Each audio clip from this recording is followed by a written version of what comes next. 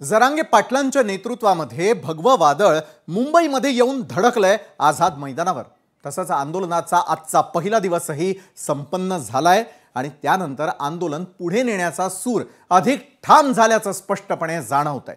पहाटेपासून रस्त्यावरती गर्दी उसळली तर घोषणांनी परिसर अक्षरशः दणाणून गेला।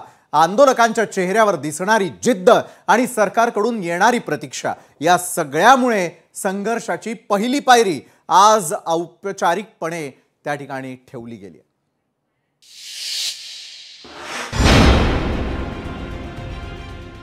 29 ऑगस्ट 2025 मुंबईच्या आझाद मैदानावर मराठा आरक्षणाच्या मागणी संबंधी एक मोठं आंदोलन सुरू झालं। संयमाचा बांध तुटला की कसा जनसागर उसळून येतो याचा प्रत्यय सकाळी मुंबईला आला।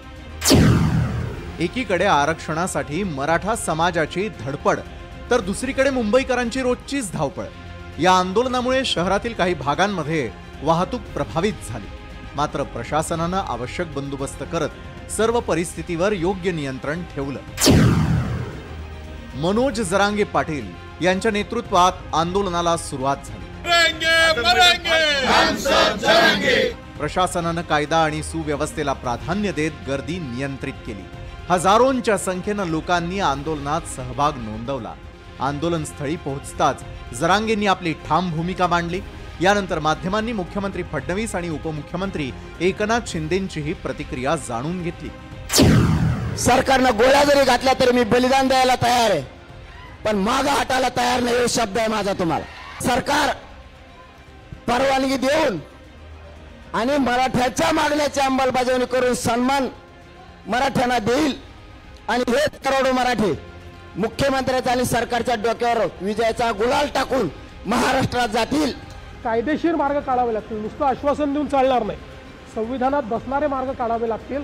तशा प्रकारचे मार्ग कसे काढता येतील असा प्रयत्न आहे।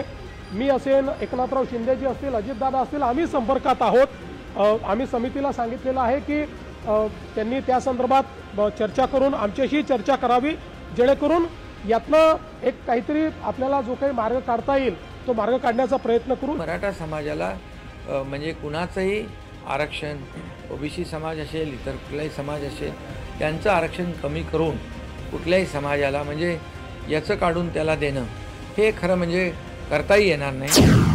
आंदोलनाला बसलेल्या जरांगे पाटलांना आपलं समर्थन देण्यासाठी काही नेते मंडळींनी थेट आझाद मैदानामध्ये धाव घेतली, तर इकडे मराठा आरक्षणाच्या मुद्द्यावरून उद्धव ठाकरेंमध्ये चांगलाच कलगीतुरा रंगला।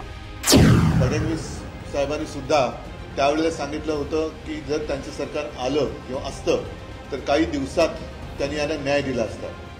दुसरे एक आहेत, त्यांनी तर शिवाजी महाराजांची शपथ घेतली होती। तर आत्तापर्यंत ह्या लोकांना वापरून फेकून देण्यात आलं आणि वेळोवेळी असं म्हणतो ना आपण की त्यांच्या कोपऱ्याला गुळ लावण्यात आला। ज्यांनी एक आम्ही तुम्हाला आरक्षण देऊ म्हणून शेड्यू ठोकले होते ती लोक कुठे राहतात का गावी पडाले? जे आम्ही दिलं ते जे आज टीका करतायत त्यांनी टिकवलं नाही। त्यांची भूमिका त्यांनी स्पष्ट केली पाहिजे। जे आरोप करतायत त्यांनी पहिलं स्वतःच्या गिरेबांमध्ये झाकून बघावं। आम्ही दिलेलं आरक्षण, महायुतीने दिलेलं आरक्षण ते मुख्यमंत्री असताना टिकवू शकले का दुर्लक्ष केलं? सांगितल्याप्रमाणे जरांगेंनी मुंबई गाठलीच, आंदोलनही सुरू केलं।